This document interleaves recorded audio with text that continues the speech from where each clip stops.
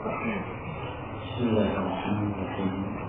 Assalamualaikum warahmatullahi wabarakatuh. Innal hamdalillah nahmaduhu wa nasta'inuhu wa nastaghfiruh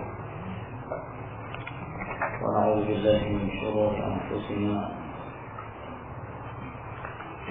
wa min sayyi'ati a'malina. Man yahdihillahu fala mudilla lahu ومن يضلل فلا هادي له وأشهد أن لا إله إلا الله وحده لا شريك له وأشهد أن محمدا عبده ورسوله. يا أيها الذين آمنوا اتقوا الله حق تقاته ولا تموتن إلا وأنتم مسلمون. يا أيها الناس اتقوا ربكم الذي خلقكم من نفس واحدة وخلق منها زوجها وبث منهما رجالا كثيرا ونساء. فاتقوا الله الذي تساءلون به والأرحام إن الله كان عليكم رقيبا. يا أيها الذين آمنوا اتقوا الله وقولوا قولا سديدا يصلح لكم أعمالكم ويغفر لكم ذنوبكم ومن يطع الله ورسوله فقد فاز فوزا عظيما.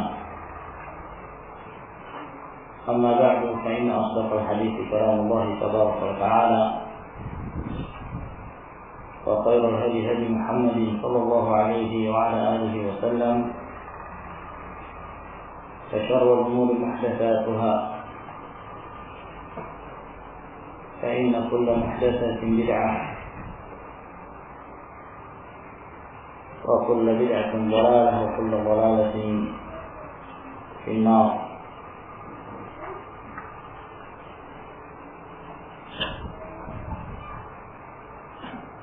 Ma'asyiral muslimin rahimakumullah. Sebelum kita mulai agak maju sedikit, diri saya kosong dulu. Alhamdulillah, kita bersyukur kepada Allah Subhanahu wa Ta'ala di mana pada malam hari ini kita bisa kembali melanjutkan kajian kita dari kitab As-Sahihul Adab Al-Mufrad yang di dalamnya mengandung hadis-hadis dan riwayat-riwayat yang datang dari Rasulullah Sallallahu Alaihi Wasallam, mayoritasnya dan sebagiannya juga datang dari asar yang diriwayatkan dari para sahabat, demikian pula dari kalangan tabi'in, yang di dalamnya adalah pelajaran-pelajaran yang bermanfaat hubungannya dengan membina akhlak dan adab agar kemudian kita berusaha untuk memahaminya dan mengamalkannya dan menjadikan Rasulullah Sallallahu Alaihi Wasallam sebagai panutan kita dalam menjalani kehidupan kita sehari-hari. Ma'asyiral muslimin rahimakumullah, kita melanjutkan kembali kajian kita dari pembahasan kitab Sahih Adab Al-Mufrad dan kita memasuki bab yang ke-134 dari kitab Sahih Adab Al-Mufrad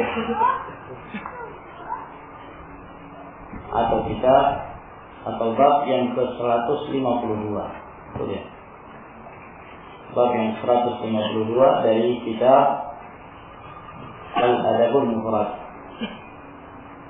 Berkata Imam Abu Abdullah Muhammad bin Ismail bin Ibrahim bin Mughirah bin Bardizbah al-Ju'fi maulahum al-Bukhari rahimahullah ta'ala, Babul Ayyab. Bab Al-Ayyab. Al-Ayyab itu berasal dari kata ada ya'ibu aiban. Yang dimaksud ada ya'ibu artinya mencela, menyebutkan aib. bahasa Indonesia yang sering kita sebutkan aib, itu asalnya dari bahasa Arab. Al-aibu, aba ya'ibu aiban. Orang yang mencela itu disebut aib, aibun, dalam bentuk fa'il. Dan orang yang menjadi kebiasaannya mencela, sering keluar dari lisannya kata-kata celaan kepada seseorang, dia disebut ayyabun. Al-ayyab artinya orang yang berlebih-lebihan, sudah menjadi kebiasaannya. Sama seperti orang yang berdusta, menjadi kebiasaannya dusta, disebut kadzabun, ayyabun, bentuknya sama. Dan di sini Imam Al-Bukhari rahimahullah taala menyebut bab al-ayyab untuk menjelaskan bahwa termasuk di antara perilaku yang tercela yang terdapat pada diri seorang muslim apabila itu ada adalah sifat selalu mencela, sifat selalu meremehkan orang lain, sifat selalu merendahkan orang lain. Sebab kalau dia mencela orang lain, berarti dia mengangkat diri. Ketika dia merendahkan orang lain, berarti dia membanggakan dirinya. Dan ini ma'asyiral ikhwah rahimakumullah wa'alaikumullah, termasuk di antara bahagian dari sifat kibr, kesombongan, yang disebut oleh Rasulullah sallallahu alaihi wasallam, la yadkhulul jannata man kana fi qalbihi mithqalu dzarratin min kibr. Tidak akan masuk ke dalam jannah seseorang yang di dalam hatinya ada seberat biji zarrah dari kesombongan. Sekecil apapun dari kesombongan yang terdapat pada diri seseorang, diancam oleh Allah Subhanahu wa taala bahwa dia tidak akan masuk ke dalam jannah. Lalu kemudian ada seorang sahabat bertanya kepada Rasulullah sallallahu alaihi wasallam, "Ya Rasulullah, inna ahadana yuhibbu an yakuna thawbuhu hasanan wa na'luhu hasanan." Wahai Rasulullah, sesungguhnya di antara kami ada yang senang kalau dia berpakaian, pakaiannya bagus, kalau dia memakai sendal-sendalnya bagus. Apakah ini bahagian dari kesombongan? Memakai pakaian yang indah, memakai pakaian yang baru dan yang bagus. Kata Nabi sallallahu alaihi wasallam, bukan itu yang dimaksud kesombongan. Innallaha thayyib, innallaha jamilun yuhibbul jamal. Allah Subhanahu wa taala itu maha indah dan Allah senang dengan keindahan. Itu tidak terlarang. Lalu Rasulullah sallallahu alaihi wasallam menjelaskan definisi sombong itu apa. Kata beliau, wal kibru batarul haqqi wa ghamdun nas. Kesombongan itu adalah ketika kamu menolak kebenaran dan kamu meremehkan orang lain, meremehkan manusia, menganggap bahwa kamu selalu yang berada di atas, orang lain seluruhnya berada di bawah kamu, menganggap bahwa kamu adalah orang yang paling berilmu, adapun yang lainnya berada di bawah kamu dari ilmu. Maka ini ma'asyiral rahimahullah termasuk perilaku yang tercela. Salah satu sebab atau pengaruh yang disebabkan karena kesombongan yang ada pada diri seorang adalah al-aib, al-aijah. Orang yang suka mencela orang lain, merendahkan orang lain, melemparkan kalimat-kalimat yang buruk, celaan, olok-olokan dan yang semisalnya kepada orang lain. Ini kalau menjadi kebiasaan seseorang, alhamdulillah, maka akan buruk pula kedudukannya di sisi Allah Subhanahu wa taala. Rasulullah sallallahu alaihi wasallam dalam riwayat Bukhari dan Muslim dari hadis Abdullah bin Mas'ud mengingatkan bahwa dari kebiasaan-kebiasaan ini akan dicatat oleh Allah Subhanahu wa taala kebaikan atau keburukan. Kata Rasulullah alaihi wasallam, "Alaikum bis-sidq. Fa inna as-sidqa yahdi ila al-birr. Wa inna al-birra yahdi ila al-jannah. Fa ma zala ar-rajulu yasduqu wa yataharra as-sidqa hatta yuktaba 'inda Allah siddiqan." Wa iyyakum wal kadhib. Fa innal kadhiba yahdi ila al-fujur, wa innal fujur yahdi ila an-nar. Fa zala ar-rajulu yakdzib wa yataharra al-kadhib hatta yuktaba 'inda Allah kadzdzaba. Hendaknya kalian senantiasa jujur, karena kejujuran itu akan mengantarkan kepada ketaatan, dan ketaatan itu akan mengantarkan seorang kepada surga. Apabila seorang senantiasa jujur dalam ucapannya dan menjaga kejujurannya, sehingga dia dicatat oleh Allah Subhanahu wa taala sebagai seorang siddiq. Dan jauhilah penyakit berdusta, karena berdusta itu akan mengantarkan kepada kemaksiatan. Perbuatan jujur dan perbuatan kemaksiatan akan menyebabkan seorang dilemparkan ke dalam neraka. Dan tidak ada seorang itu berdusta dan membiasakan diri berdusta sehingga dia dicatat oleh Allah Subhanahu wa taala sebagai kadzdzab. Alhamdulillah.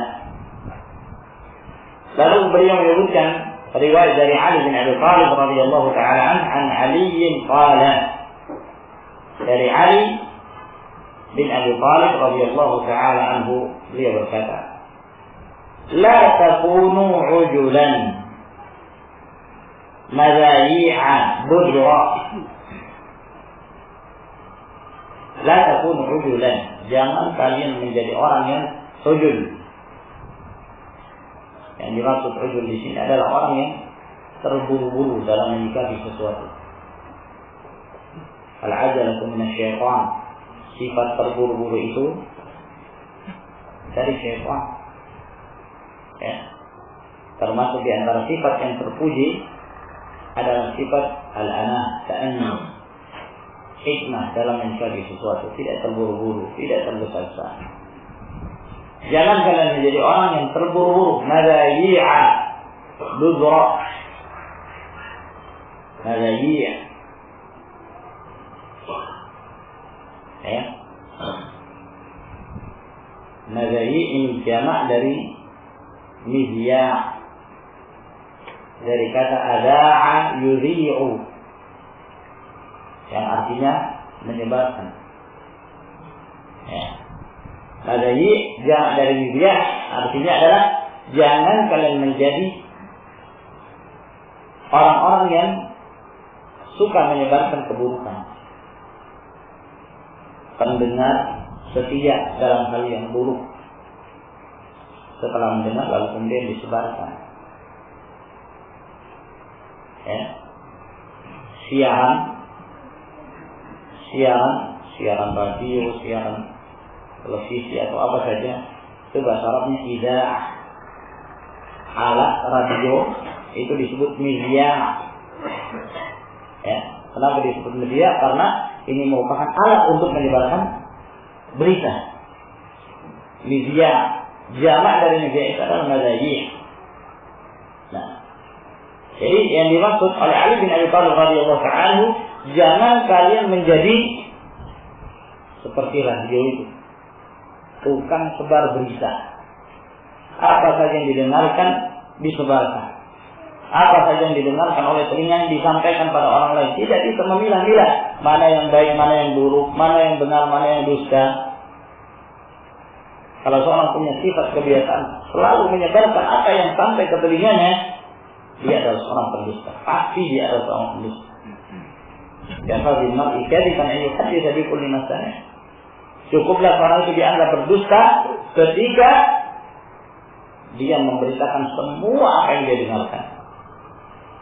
Apa kita bisa menjamin setiap berita yang sampai kepada kita semuanya benar?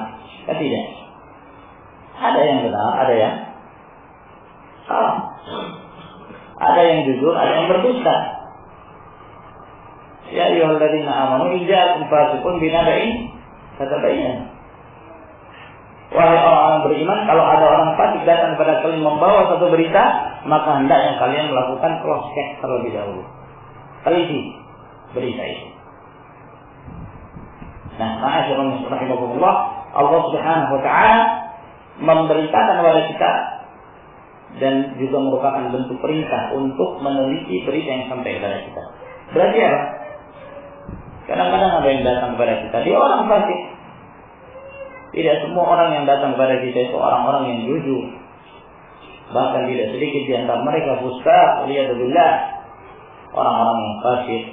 Kadang-kadang orang yang adil tapi dhaif, lemah hafalan.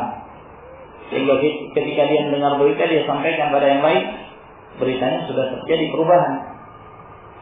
Jadi, ma'asyiral muslimin rahimakumullah, ini peringatan dari Ali bin Abi Thalib radhiyallahu anhu. Jangan kalian menjadi orang suka menyebarkan berita. Buzran, yang dimaksud buzran yang jama' dari buzur, maknanya adalah orang yang tidak mampu menyimpan rahasia. Ini, ya, jangan dikira ketika kita hendak menyampaikan sesuatu kepada seseorang, meskipun dia teman kita, jangan dikira bahwa dia pasti orang yang beramal. Belum tentu. Di antara tabiat manusia ada yang tidak bisa menyimpan rahasia. Apa saja yang disampaikan, ya, oleh teman-temannya, apa yang disampaikan kepadanya, maka dia selalu menyebarkan pada siapa saja. Subhanallah. Hati-hati dengan orang-orang seperti ini. Apalagi ketika kita meminta untuk menjadikan itu sebagai amanah. Jangan menyampaikan setiap apa yang menjadi rahasia kita kepada seorang, kecuali apabila benar-benar kita mengetahui orang itu penuh amanah. Ya, penuh amanah ketika kita menyampaikan sesuatu kepadanya. Dan ini termasuk sifat yang buruk. Alhamdulillah. Sebab di antara sesuatu yang sampai kepadanya ada yang disebarkan, ada pula yang tidak boleh disebarkan. Ada yang dianjurkan untuk disampaikan pada orang lain, ada pula yang diwajibkan untuk dirahasiakan dan disembunyikan.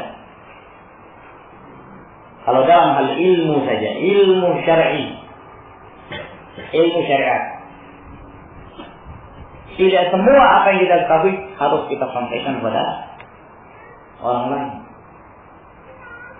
Terkadang ada satu ilmu yang boleh kita sampaikan pada satu kaum, namun tidak diperbolehkan kita menyampaikannya kepada kaum yang lain. Kenapa? Kondisinya berbeda, keadaannya berbeda.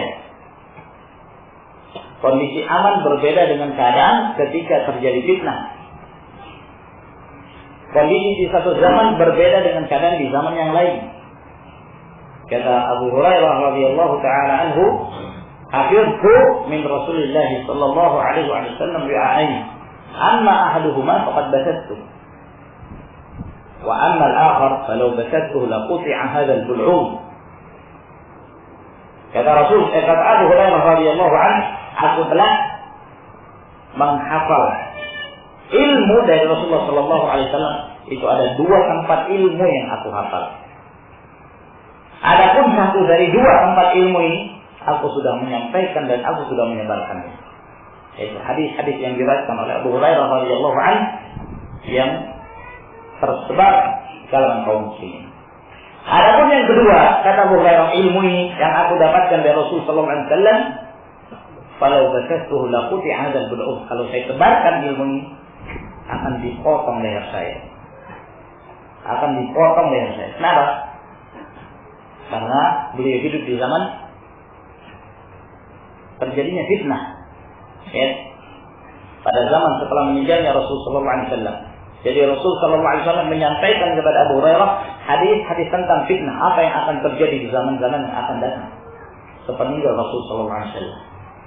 Ya, munculnya penguasa yang zalim, penguasa yang menganiaya kaum muslimin, bahkan di antara para sahabat terbunuh di hadapan para penguasa yang zalim ini. Kata Abu Hurairah, kalau saya menyebarkan hadis ini, dipotong leher saya. Nah, di zaman fitnah.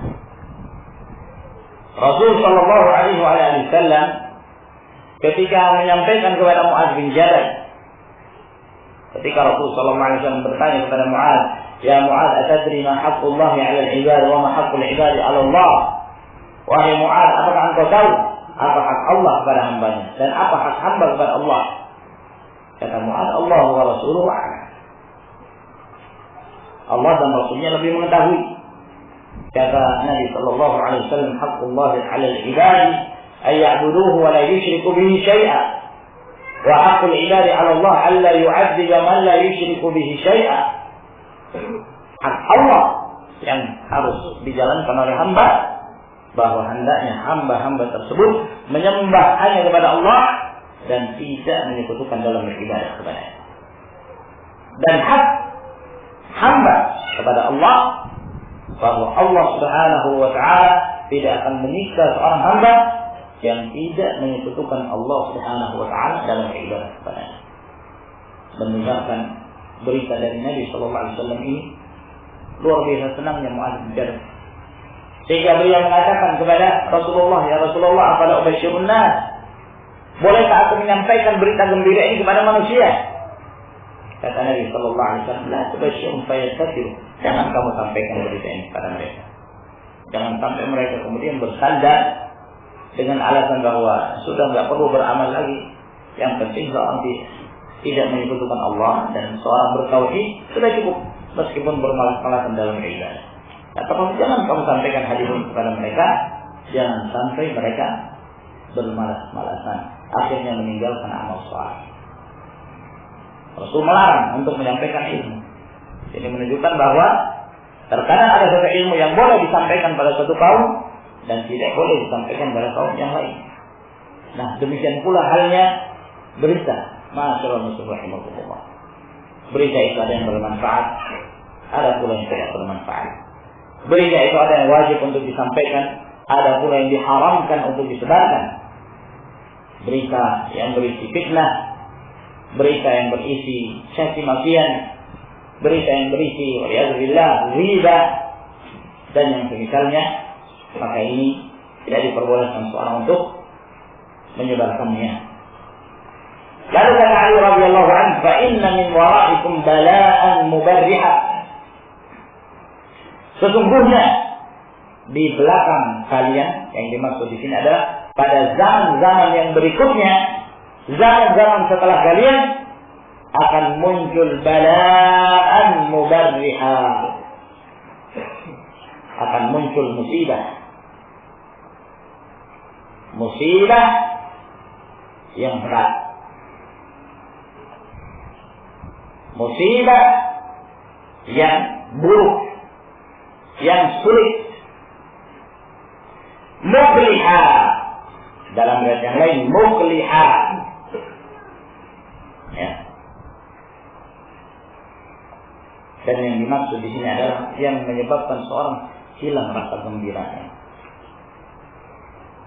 seorang jadi sedih dengan kondisi, dan akan muncul setelah kalian musibah yang berat, kalian merasakannya, musibah yang tidak akan mendatangkan rasa gembira kepada kalian. Wa umuran mutana'ilatan ruduha, dan perkara-perkara yang mutana'ilah, berbagai macam urusan yang panjang perkaranya. Ruduha yang dari radda, ya, dan yang dimaksud di sini adalah fitnah yang besar. Nah, jadi Ali bin Abi Thalib radhiyallahu anhu mengabarkan bahwa di belakang hari kalian akan bermunculan berbagai macam fitnah, akan bermunculan berbagai macam musibah yang akan menimpa umat ini. Dan Ali bin Abi Thalib, beliau menyampaikan sesuatu yang akan terjadi di masa yang akan datang. Dan ini tidak mungkin berasal dari ijtihad. Oleh karena itu, riwayat-riwayat yang seperti ini, apa yang disampaikan oleh sahabat tentang berita-berita yang akan terjadi di masa yang akan datang, merupakan riwayat yang memiliki hukum yang disandarkan kepada Rasul sallallahu alaihi wasallam. Dalam istilah mustalahul hadis disebut lahu hukmul marfu', memiliki hukum bahwa Ali bin Abi Thalib mengambil riwayat ini dari Rasulullah sallallahu alaihi wasallam yang menyampaikan bahwa di belakang hari kalian akan bermunculan berbagai macam fitnah. Ya. Dan yang dimaksud fitnah tersebut adalah munculnya berbagai macam berita-berita yang dusta, fitnah-fitnah yang keji, ya, sehingga hendaknya seseorang berhati-hati. Tidak semua apa yang sampai kepada yang harus disebarkan. Tidak semua apa yang sampai kepada yang dari berbagai macam berita harus disampaikan kepada orang lain. Terlebih lagi pada zaman-zaman kita seperti ini, masyaallah rahimahumullah, luar biasa. Ya, berbagai macam berita menyebar. Ada yang benar, ada pula yang dusta. Dan tidak sedikit di antara berita itu yang penuh dengan kebohongan dan palsuan. Sehingga kewajiban bagi kita adalah kembali kepada Al-Quranul Karim dan Sunnah Rasul Sallallahu Alaihi Wasallam dalam menyelesaikan berbagai macam masalah, dalam menyelesaikan berbagai macam problem. Jika kita belum mampu untuk memahami Al-Quran dan Sunnah, kembalikan kepada para ulama dalam menyelesaikan berbagai macam problematika umat ini. Jangan setiap orang berbicara.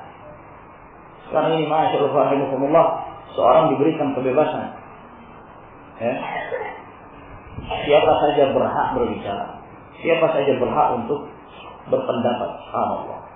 Orang yang paling jahil, yang tidak mengerti dengan ilmu agama, itu disamakan suaranya dengan seorang yang alim.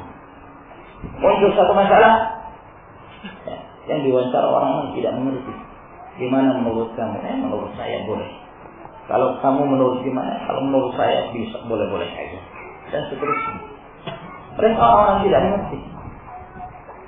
Ya. Apalagi kalau permasalahan din. Kalau permasalahan masalah dunia, serahkan kepada penguasa. Mereka lah yang diberikan wewenang oleh Allah Subhanahu Wa Taala untuk mengatur bangsa. Tugas kita sebagai rakyat adalah menasihati mereka dengan cara yang baik.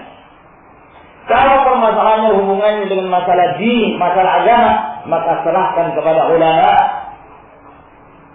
Oleh karena itu Allah Subhanahu Wa Taala berfirman, "Wa idza ja'ahum amrun min al-amn aw al-khawf adha'u bih, walau radduhu ila ar-rasul wa ila ulil amri minhum la'alimahu alladhina yastanbitunahu."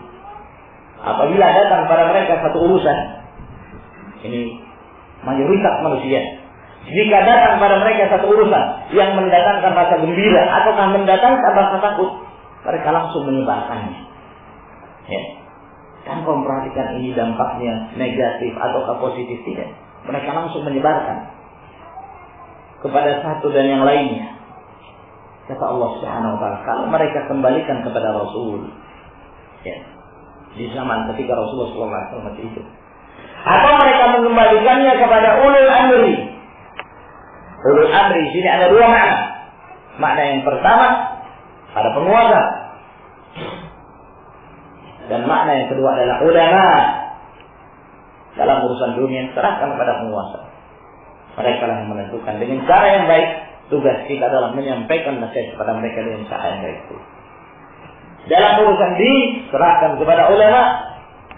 Tanyakan kepada ulama, meminta fatwa kepada ulama tentang hukum sesuatu. Apalagi perkara-perkara yang sifatnya nawadil, kontemporer, tak boleh kemudian seorang seenaknya membicarakan sesuatu tanpa dalil. Ini haram. Masyaallah subhanahu. Termasuk di antara dosa yang paling besar di sisi Allah Subhanahu wa taala. Bahkan Allah Jalla wa ala menyebutkan dosa ini lebih besar daripada dosa syirik. Ada berbicara di dalam agama Allah Subhanahu wa taala sesuatu yang dia tidak mengetahui. Allah Jalla wa ala berfirman, "Qul inna ma harrama rabbi al-fawahisha ma dhahara minha wa ma batan wal ithma wal baghy bighayri al-haqq wa an tushriku billahi ma lam yunzil bi sultana wa an taqulu 'ala Allahi ma la ta'lamun." Katakanlah wahai Muhammad, yang sampaikan kepada manusia, sesungguhnya Rabbku telah mengharamkan kepadaku perbuatan-perbuatan fawahish, perbuatan-perbuatan yang mungkar, yang nampak dan yang tersembunyi, perbuatan dosa, perbuatan baghi, menolak kebenaran, perbuatan menyekutukan Allah Subhanahu wa taala, kemudian berkata-kata tentang Allah sesuatu yang kalian tidak berilmu tentangnya. Kata para ulama, Ibnu Qayyim rahimahullah taala, beliau menyebutkan bahwa Allah Subhanahu wa taala menyebutkan jenis-jenis dosa ini dari yang paling ringan sampai kepada dosa yang paling berat. Dan dosa yang paling berat ya adalah dosa seseorang berkata-kata tentang Allah, tentang agama Allah Subhanahu wa taala tanpa disertai dengan ilmu. Maka wajib bagi kita masyarakat subhanallah berhati-hati.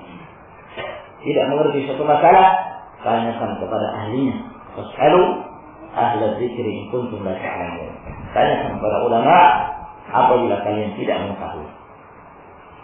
Kemudian riwayat yang berikutnya an Abi Jubairah Ibn Dhahhak qala, dari Abu Jubairah Ibn Dhahhak beliau berkata, fina nazala fi bani Salamah wa la tanabazu bil alqab.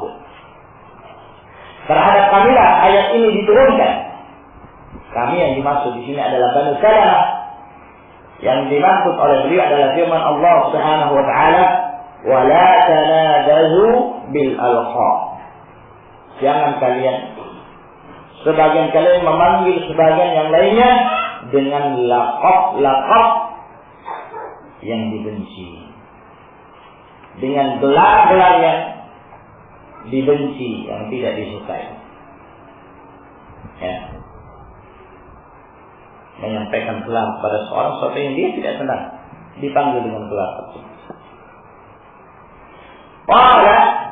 Kata beliau, qadima alaina Rasulullah sallallahu alaihi wasallam wa laysa minna rajulun illa lahu isman. Suatu ketika Rasulullah sallallahu alaihi wasallam datang kepada kami, dan kami ini tidak seorang pun dari kami seseorang melainkan dia memiliki dua nama. Jadi satu orang ada dua namanya. Nah, kadang-kadang yang dimaksud di sini adalah ada satu nama, ada satu laqab, ada satu nama, ada satu gelar. Ya. Dan itu masyhur di kalangan Arab. Ya. Biasanya mereka satu orang itu ada nama. Ada juga kunyah. Kunyah itu yang diawali Abu atau diawali Ibnu, atau untuk wanita yang diawali Ummu, Ummu Abdillah, Ummu Kulthum, Ummu dan seterusnya. Ya. Atau bintu. Ya. Kalau laki-laki Abu Bakar, Abu Haus, Abu Fulan, seterusnya. Ini namanya kunyah. Ya. Yang ketiga laqab. Laqab itu artinya gelar. Ya. Laqab artinya gelar. Nah, misalnya seseorang namanya Abdullah, kunyahnya Abu Abdurrahman. Ya. Gelarnya, misalnya gelarnya apa ini? Al-Asad, singa. Ya, ini untuk satu orang. Dan ini banyak sekali. Ya, demikian pula kalangan kaum muslimin. Rasul sallallahu alaihi wasallam, nama beliau saja itu bukan cuma satu. Beliau namanya banyak. Muhammad, Ahmad, Al-Mahi, Al-Aqib, Al-Hashir. Banyak nama Rasulullah sallallahu alaihi wasallam. Di samping kunyah beliau. Ya. Apa kunyah beliau? Siapa kunyah beliau? Abul Qasim. Nah, Abul Qasim. Gelar beliau apa? Hah? Misalnya Al-Amin, atau Sayyidul Walad Adam, Sayyidul Mursalin, dan yang lain. Nah, terkadang ma'asyarafakumullah, ada seseorang yang dia punya nama dan dia punya gelar, tapi gelar ini dia tidak suka. Mungkin karena ya orang-orang, dan dia tidak menyandarkan dirinya dengan gelar tersebut. Tapi orang karena masyhur, orang memanggil dengan panggilan tersebut, padahal dia tidak menyukainya. Ya. Misalnya ada seorang namanya Abdullah, Masya Allah bagus namanya. Ya. Tapi orang-orang memanggilnya misalnya si Cebol misalnya. Si Cebol. Wah, dia nggak suka dengan panggilan itu. Nah, akhirnya menjadi masyhur. Ya. Akhirnya menjadi sesuatu yang masyhur. Nah, kata beliau, Rasulullah Shallallahu Alaihi Wasallam datang kepada kami, dan setiap orang dari kami itu punya dua nama. Faja'ala Nabi Shallallahu Alaihi Wasallam yaqul, maka ketika Rasulullah mengetahui si fulan ini namanya, maka Nabi Shallallahu Alaihi Wasallam memanggil fulan tersebut, ya fulan, wahai fulan. Ya, bukan kata fulan ini ya maksudnya. Namun tidak disebutkan di sini. Jadi Rasulullah memanggil orang ini dengan panggilan gelar. Ya. Memanggil gelarnya. Entah apa gelarnya tidak disebutkan di sini. Ya, cuma disebutkan dengan kata kiasan fulan. Orang Arab itu kalau ingin memanggil atau menyebut, ya, dan tidak menyebutkan namanya, maka dikatakan fulan. Ya. Fulan Allan. Ya. Jangan dikira bahwa kata fulan itu artinya ada orang namanya fulan, oh bukan. Atau Allan misalnya. Ini biasa orang Arab menyebut untuk sesuatu, ya, yang tidak ingin diperjelas identitasnya, ya, maka disebut dengan istilah fulan atau Allan. Ya. Fulan atau Allan. Kadang-kadang juga diistilahkan Zaid, Amr. Bukan namanya Zaid, tapi itu istilah. Ya. Apalagi dalam pelajaran ilmu nahwu sering yang paling disebut itu Zaid Amr. Daraba Zaidun Amran. Daraba Zaidun Amran. Zaid memukul Amr. Sering yang disebut Zaid Amr. Ya. Sering yang disebut Zaid Amr. Sampai pernah ada seorang muhaddits, ahlul hadis. Ya. Rupanya dia kurang ahli dalam berbahasa Arab, kurang fasih, sering terjadi kekeliruan, ya, dalam berbahasa. Namanya bahasa Arab itu nggak boleh sembarangan ya. Nah, kalau dia dun harus dun, nggak boleh dun dibaca dan, nggak boleh. Nah, jangan dikira kalau tulisannya itu nggak ada rambutnya, seorang seenaknya bisa membaca apa saja, nggak boleh. Itu ada faedahnya. Salah harokat, salah baca, salah makna. Ya. Nah, ada seorang muhaddits, dia sering keliru dalam ucapannya, yang diistilahkan laknat. Maka ada seorang ahli nahwu mengatakan, kamu belajar nahwu supaya lisan kamu ketika berbicara itu bisa benar, ya, nggak keliru dalam menyampaikan kalimat-kalimat berbahasa Arab. Akhirnya dia mulai belajar. Awal kali ketika dia belajar, dia mendapatkan contoh daraba Zaidun Amran. Ya, menjadikan contoh bahwa daraba itu kata kerja, Zaidun itu fa'il, Amr itu maf'ul sebagai objek yang dipukul oleh si Zaid. Tapi muhaddits ini melihat dari sisi yang lain. Kenapa Zaid memukul Amr? Apa dosanya Amr? Kenapa dia dipukul? Kata ahli nahwu ini contoh saja. Wah, harus ada sebabnya. Kenapa dia dipukul? Kalau gitu saya nggak mau belajar nahwu. Saya nggak mau belajar dia. Nah, Asy'ariyah rahimahumullah, Zaid Amr ini biasa, ya, istilah. Fulan Allan juga demikian. Ini merupakan istilah untuk tidak menyebutkan identitas seseorang. Nah, Nabi Shallallahu Alaihi Wasallam pernah memanggil seorang, ya fulan, jadi dipanggil lakabnya. Saya qulun, mereka mengatakan, ya Rasulullah, innahu ya'udhu minhu. Wahai Rasulullah, sesungguhnya orang itu marah kalau dipanggil dengan panggilan itu. Tapi Rasulullah tidak tahu. Rasulullah Shallallahu Alaihi Wasallam tidak mengetahui. Hadis ini sahih, juga diriwayatkan oleh Abu Dawud dan Tirmidzi. Dari hadis ini, ma'asyiral rahimahumullah, menjelaskan kepada kita bahwa kita boleh memanggil seseorang dengan sesuatu yang dia masyhur dipanggil dengan panggilan tersebut. Ya. Dengan syarat dia senang dengan panggilan itu. Dengan syarat dia senang dengan panggilan tersebut. Ini syarat yang pertama. Kalau dia tidak senang, maka tidak diperbolehkan kita memanggilnya dengan panggilan tersebut. Syarat yang kedua, bahwa pada nama tersebut tidak terkandung hal-hal yang terlarang di dalam syariat. Ya. Dari nama-nama yang tercela, nama-nama yang makruh, dibenci menggunakan nama tersebut. Misalnya ada seorang namanya Abdul Husain. Abdul Husain, abahnya Husain. Biasanya yang namanya seperti ini orang Syiah. Abdul Hasan, Abdul Husain, menghambakan diri kepada Husain bin Ali bin Abi Thalib radhiyallahu anhu. Ya, kalau ada namanya orang Abdul Husain biasanya Syiah. Nah, sebab tidak boleh orang mengabadkan kecuali kepada nama dari nama Allah Subhanahu wa taala. Abdullah, Abdul Rahman, Abdul Aziz, Abdul Muhaimin, Abdul Jabbar, Abdul Quddus. Disandarkan oleh nama Allah Subhanahu wa taala.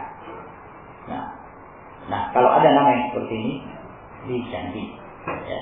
Rasulullah sallallahu alaihi wasallam senang mengganti nama-nama para sahabat dan sahabiyat diganti dengan nama-nama yang baik. Ya. Dan ketika mengganti nama tidak perlu ada beras merah, beras putih, ya, potong ayam dan seterusnya. Ganti, langsung diganti. Nah,